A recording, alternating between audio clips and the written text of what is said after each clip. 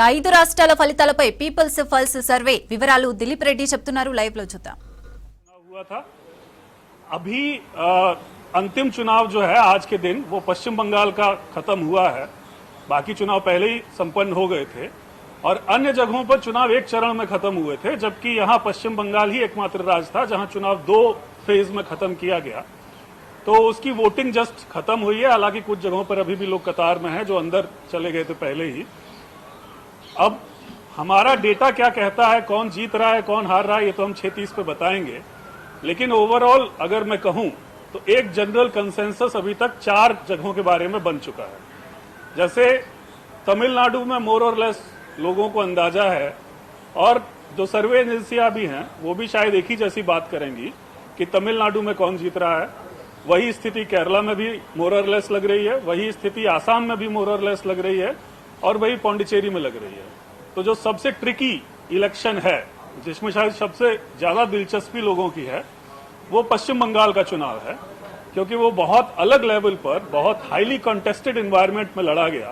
उससे पहले एसआईआर के तहत एक बड़ी संख्या में लोगों के नाम डिलीट किए गए इलेक्टोरल रोल से। तो उन सब कारणों की वजह से पश्चिम बंगाल का चुनाव जो है वो बहुत लोगों की दिलचस्पी उसने जगाई है। और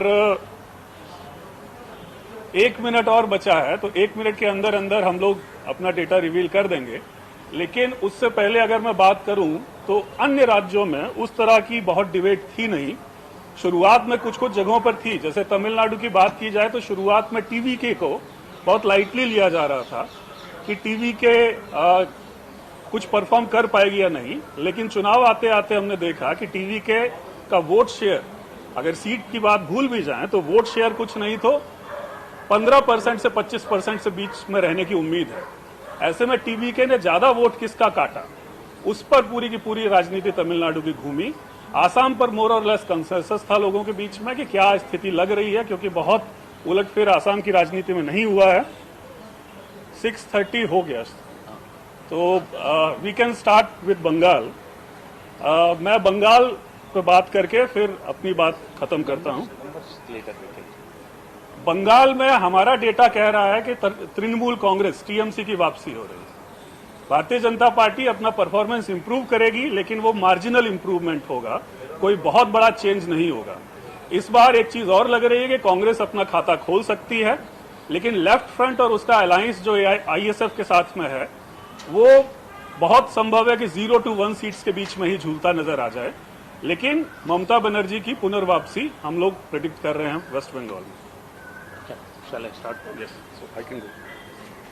నాలుగు రాష్ట్రాలు ఒక కేంద్ర పాలిత ప్రాంతం 5 అసెంబ్లీలకు జరిగిన ఎన్నికల్లో మేము పీపుల్స్ పల్స్ ఎగ్జిట్ పోల్ చేసింది, పోస్ట్ పోల్ చేసింది, ఇంటర్వ్యూలు చేసింది, శాంపిల్ కూడా చిన్న రాష్ట్రాలు అంటే కేరళ కానివ్వండి, పాండిచ్చేరి, అస్సాం 5,000 శాంపిల్ తీసుకుంటే పశ్చిమ బెంగాల్, తమిళనాడులో 10,000 శాంపిల్ తీసుకొని చేసినాము. వాటిలో నంబర్స్ ఎట్లా వచ్చినాయి, నేను కేరళ నుంచి మొదలు పెడతాను. కేరళలో ఎల్డీఎఫ్ గవర్నమెంట్ ఉంది. ఇప్పుడు అక్కడ సంప్రదాయంగా కేరళలో ఒక ప్రభుత్వాన్ని 2 సార్లు ఎన్నుకోవడం జరగదు వరుసగా. ప్రతిసారి ప్రభుత్వాల్ని మార్చే సంప్రదాయం గత 3-4 దశాబ్దాలుగా జరుగుతుంది. అట్లాంటిది విచిత్రంగా 2021లో ఎల్డీఎఫ్ తిరిగి ప్రభుత్వాన్ని నిలబెట్టుకుంది. కానీ ఈసారి ఎల్డీఎఫ్ కాకుండా యూడీఎఫ్ వచ్చే అవకాశం ఉంది. మా నంబర్స్ ఎట్లా ఉన్నాయంటే 140 అసెంబ్లీ సీట్స్ ఉన్నాయి కేరళలో. 71 is the magic number.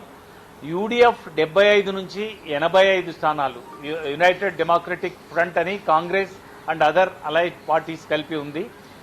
Left democratic front 55 నుంచి 65 స్థానాలు గెలిచే అవకాశం ఉంది. భారతీయ జనతా పార్టీ 0 నుంచి 3 అంటే 1, 2, 3లో ఏ నంబర్ అయినా తగలొచ్చు వాళ్ళకి. This is the scenario as for as Kerala is concern.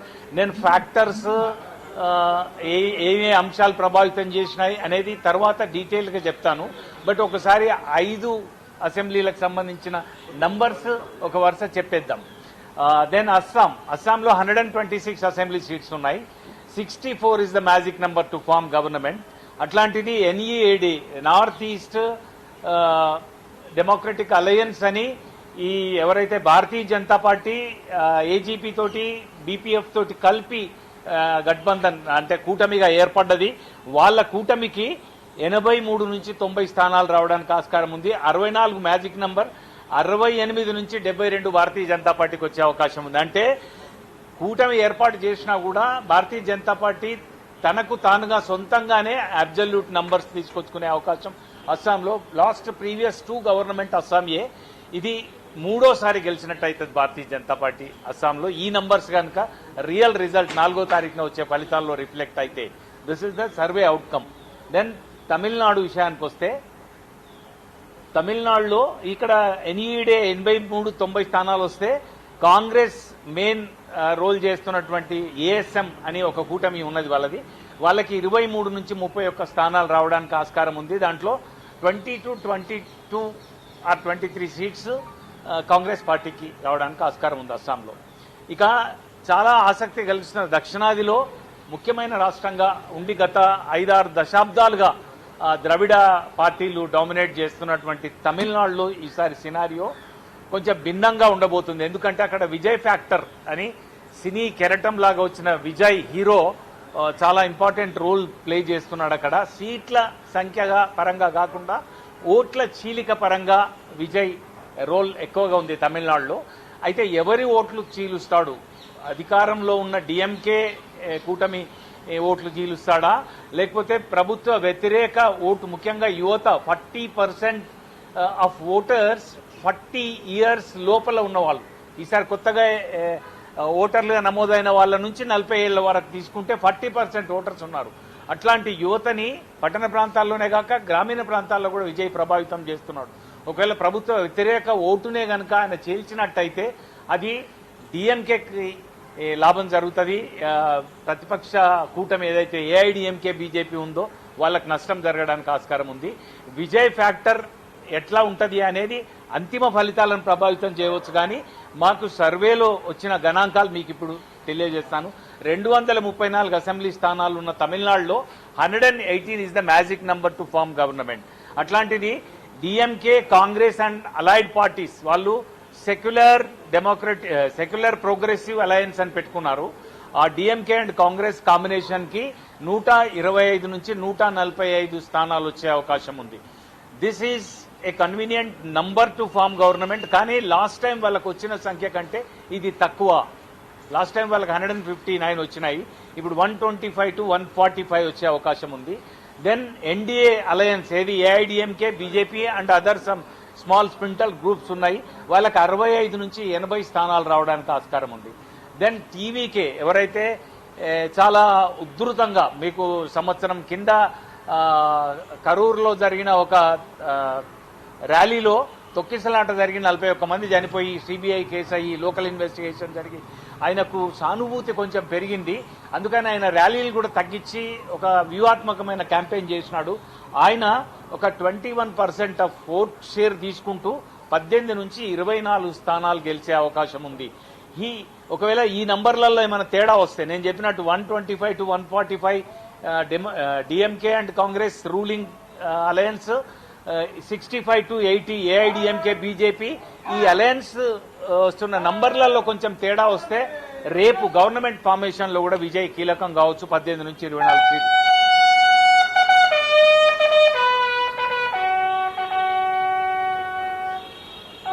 Assembly స్థానాలున్న కేంద్రపాలిత ప్రాంత అసెంబ్లీ, అక్కడ 30 సీట్లకి 16 is the magic number.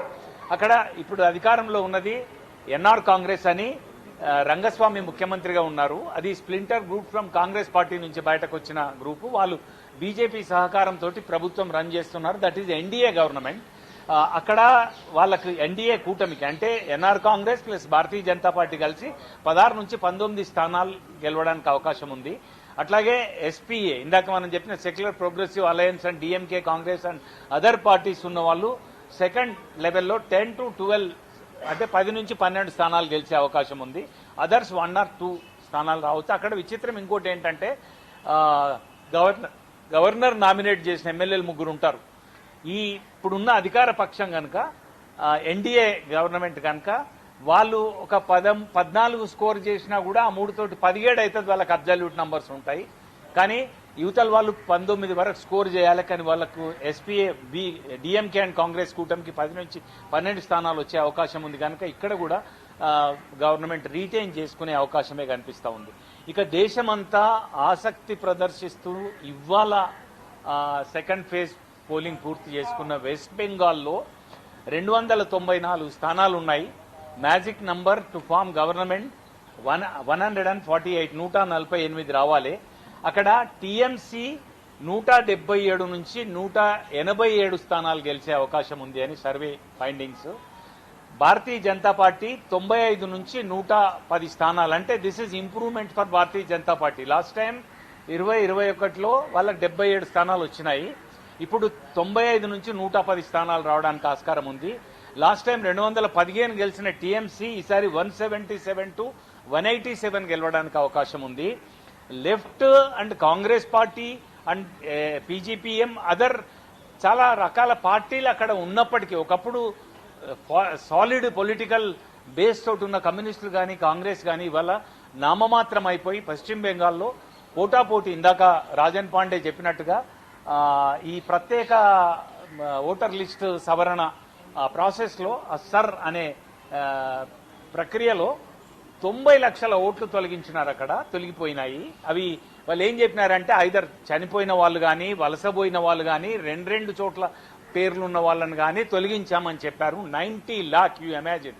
Last time 2021లో భారతీయ జనతా పార్టీకి తృణమూల్ కాంగ్రెస్ కి మధ్య ఓట్ల వ్యత్యాసం 60 లక్షలు మాత్రమే. 2,89,00,000 ఓట్లు తృణమూల్ కాంగ్రెస్ కు వస్తే 2,29,00,000 ఓట్లు భారతీయ జనతా పార్టీకి వచ్చినాయి. ఇద్దరి మధ్య వ్యత్యాసం 60 లక్షల ఓట్లు అయితే ఈసారి ఎస్ఐఆర్ లో తొలగిపోయిన ఓట్లే 90 లక్షలు. కనుక SIR is going to give big impact in Tamil Nadu. అట్లాంటి పరిస్థితులు వెస్ట్ బెంగాల్ అట్లాంటి పరిస్థితుల్లో ఈ నంబర్స్ ఇప్పుడు నేను చెప్పిన తృణమూల్ కాంగ్రెస్ 177 టు 187, 177 నుంచి 187, భారతీయ జనతా పార్టీ 95 నుంచి 110, లెఫ్ట్ పార్టీస్ 0 to 1 ఒకటి వస్తే ఒక చోట రావచ్చు, కాంగ్రెస్ 1 నుంచి 3 స్థానాలు గెలవచ్చు, అండ్ పీజీపీఎం 1 to 2.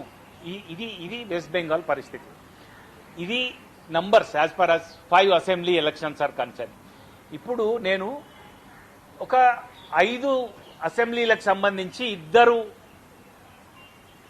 ఎన్డీఏ ముఖ్యమంత్రులు రిటైన్ చేసుకుంటున్నారు. అస్సాంలో అండ్ పాండిచ్చేరిలో ఎన్డీఏ ముఖ్యమంత్రులు నిలబెట్టుకుంటే, ఎన్డీఏకు వ్యతిరేకంగా 2 ముఖ్యమంత్రులు తమిళనాడులో వెస్ట్ బెంగాల్లో నిలబెట్టుకుంటే, కేరళలోనే ముఖ్యమంత్రి the only CM who is not going to retain power is Pinarayi Vijay. అక్కడ మాత్రం యూడీఎఫ్ ప్రతిపక్ష యూడీఎఫ్ అధికారంలోకి రావడానికి ఆస్కారం ఉంది. This is the scenario as per as 5 assembly elections are concern. ఇప్పుడు మీరు ఏదైనా స్పెసిఫిక్ గా అడిగితే ఐ విల్ టెల్. ఏమన్నా ఫ్యాక్టర్స్, ఏదన్నా రాష్ట్రంలో ఏ అంశాలు ప్రభావితం చేయడం, ఎట్లా ఎన్నికల సరళి ఎట్లా ఉంది, అట్లాంటిది I will tell. Otherwise these are the numbers as per. అవును అవును.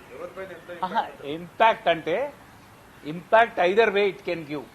అది అన్యాయంగా జరిగిందని నెరేటివ్ కనుక పకడ్బందీగా పబ్లిక్ లోకి తీసుకుపోయారు అని అనుకుంటే అది టీఎంసీకి అనుకూలంగా పనిచేయవచ్చు.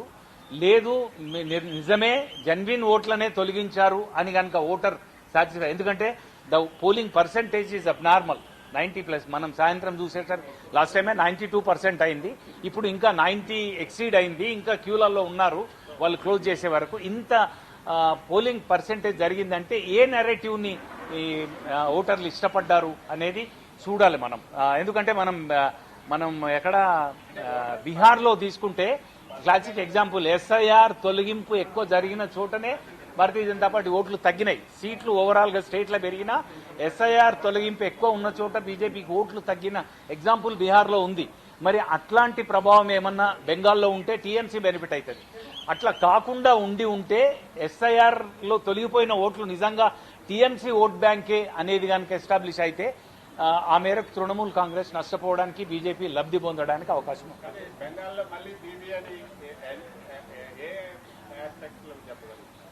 అంటే ఒకటి, వాళ్ళు కేంద్ర ప్రభుత్వం స్టాలిన్ అయినా మమతా బెనర్జీ అయినా ఒక స్ట్రాంగ్ నేరేటివ్ ఏం తీసుకెళ్ళిందంటే నాన్ బీజేపీ గవర్నమెంట్స్ పట్ల వివక్ష చూపిస్తుంది కేంద్ర ప్రభుత్వం అని ఢిల్లీ పెత్తనానికి వ్యతిరేకంగా తమిళ ప్రైడ్ అయినా బెంగాలీ అజిటేషన్ అయినా వాళ్ళు ఆ మూడ్లో తీసుకెళ్లారు కనుక ప్రజలు ఒకవేళ దానికి స్పందిస్తే ఇప్పుడు ఇవాళ ఎలక్టోరల్ సినారియో దేశవ్యాప్తంగా ఏముంది, ఎఫెక్టివ్ నెరేటివ్ తీసుకెళ్లి ఇన్ఫ్లుయెన్స్ చేయగలిగిన వాళ్ళు గెలుస్తున్నారు కనుక మీరు అడిగినట్టు తమిళ్లో ఏంటి, వెస్ట్ బెంగాల్లో ఏంటి ఫ్యాక్టర్ దీనికి అనుకూలంగా పనిచేసేది అంటే ఢిల్లీ పెత్తనం ఎక్కువైంది, ఢిల్లీ దౌర్జన్యాలు ఎక్కువైనాయి, మా మీద వివక్ష ఎక్కువైంది అనే నెరేటివ్ కనుక కన్విన్సింగ్ గా ఉంటే పబ్లిక్ లో, ఇప్పుడు మేము చెప్పిన నంబర్స్ ప్రకారం కూడా ఆర్ నంబర్స్ కమింగ్ డౌన్, సంఖ్య తగ్గుతుంది. 215 నుంచి 177 నుంచి 187 అయినా కూడా 148 చాలు అక్కడ గవర్నమెంట్ ఫామ్ చేయడానికి.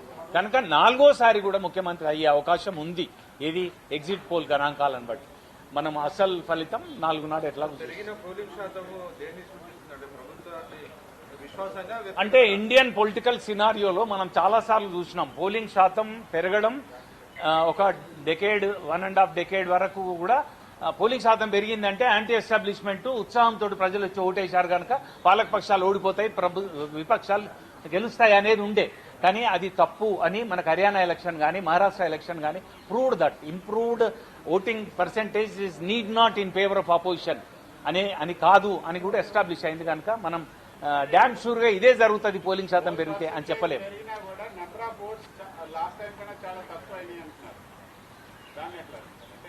నంబర్ ఆఫ్ పోలింగ్ శాతం పెరిగినా number of votes last time కంటే తగ్గడానికి 90 లక్షలు మన కళ్ళ ముందటనే లేవు కదా, తొలగిపోయినాయి కదా. దానివల్ల పోల్ పర్సెంటేజ్ పెరిగినా total number of casted votes may be reduced. అది ఇష్యూగా